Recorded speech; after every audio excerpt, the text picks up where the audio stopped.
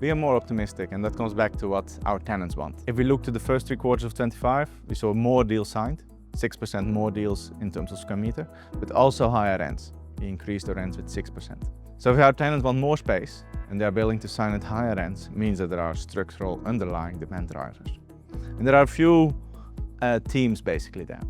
One is nearshoring, so global manufacturers rethinking their supply chain, producing in Europe for Europe, and especially Central and Eastern Europe benefits from that with lower labor costs, so it's an attractive production location.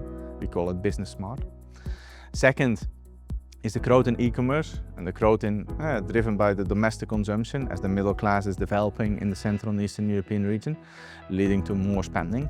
So we signed big deals with retailers, Tesco in Hungary, H&M in Romania, LPP in Romania, expanding throughout the region. Third is the professionalization of supply chains, as the Central and Eastern European market is still undersupplied in how much industrial and logistics space you have per capita, which is around half of what it is in Western European markets. So we still see the outsourcing to those 3PLs going on. On top, there are elements like defense. We discussed it this morning. In Germany, we also have some defense tenants in our portfolio. And we see that coming through as there are more investments being done. But that's not only the direct defense spending, but it's also the indirect. As an army needs a lot of supplementary elements like food, clothing, etc. So it comes back with storage requirements basically.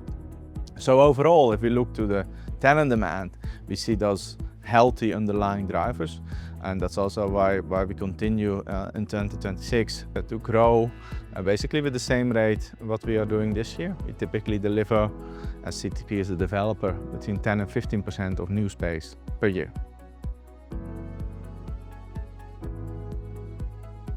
As CTP we don't sell, so we are developing for our own portfolio. It's now nearly 18 billion euro, where we are mostly developing the next building in our existing business park, mostly for existing clients. 2/3 of all new deals are being done with existing clients expanding. 80% of that is in existing business parks where we are expanding with those. We are not dependent on liquidity, but in general, if you look to transaction markets, you see transaction markets coming back, mainly driven by, of course, the funding stabilizing. And you saw big private equity players moving into the CEE market. At the end of last year, you had Blackstone buying in Czech Republic and Slovakia. Over time, those markets are maturing, and the markets like what we those days know in Czech and Poland are much more mature markets than they were 10, 15 years ago. It will go with waves, but currently we actually see transaction markets recovering.